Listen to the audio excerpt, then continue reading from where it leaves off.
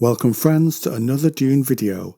Today we ask, what did Gurney Halleck do during the Fremen Jihad?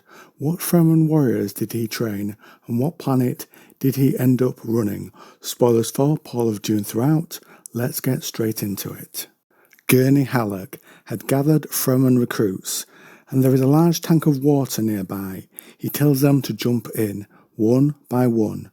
The recruits agreed because his Duke, Paul, demanded it of them.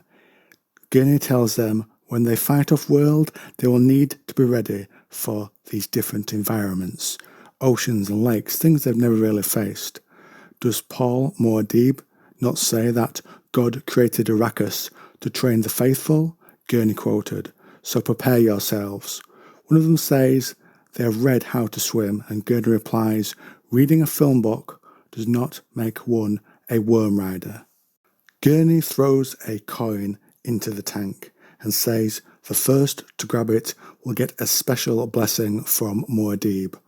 Paul motivated them, not rank or pay like other armies. They gradually picked up the idea of swimming, but one ended up floating face down.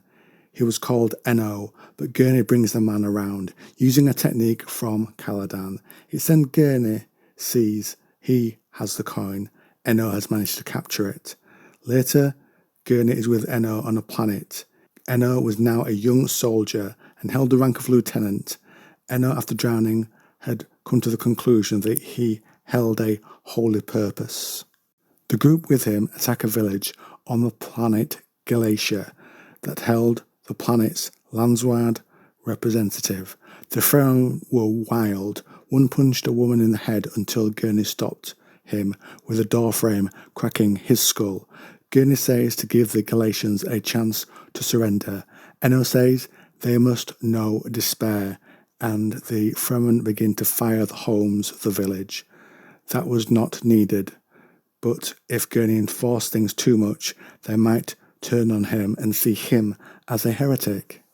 Gurney sees the Fremen forces reach Lord Colus and goes to take charge. The Lord raised a surrender flag. He says he will only surrender to the Honourable Gurney and says the forms must be obeyed.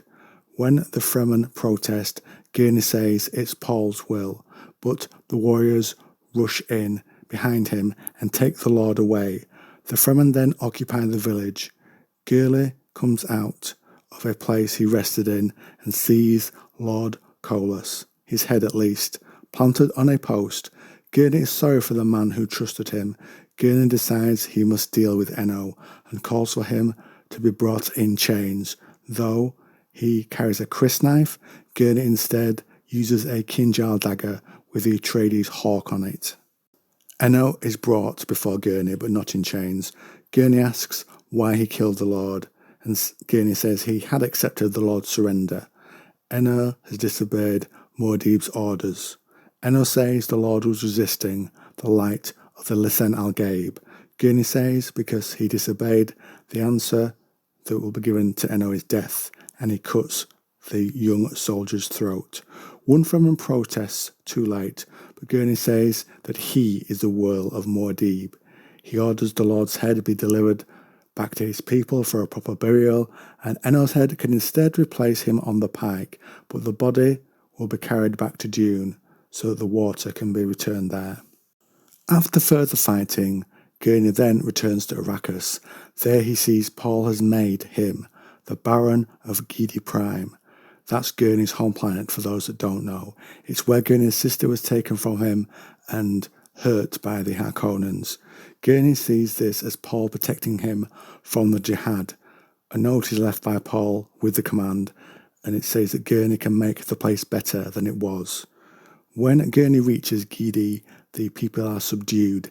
Any treasure in the Baron Harkonnen's homes is still untouched by the people who fear him, even though he's not around anymore, he's dead. So the treasures inside the homes are liquidated and the money given to public works. Gurney meets the old Harkonnen administrators that had run things under the Baron, and then visits his old village called Dimitri and the slave pits there. He orders the people in the pits be set free and removes authority from the slave masters. He then went to the Harkonnen pleasure houses, one of which in his sister had been sent there and hurt by the Harkonnens, and the man who owned the business where his sister had worked is garroted. Not a nice fate for him, but Gurney does say that it's a clean death compared to what he would like to have done to him. Gurney then sets the women free, and he looks to his parents in the old village, but they're not there. He then swears to remove the stain of the Harkonnens from Gidi Prime, but it'll be a process of generations. So now, friends, I turn this over to you. What do you think to how Gurney handles his trainee soldier and Gidi Prime? Have you jumped into a tank for a single Solaris? Comment down below.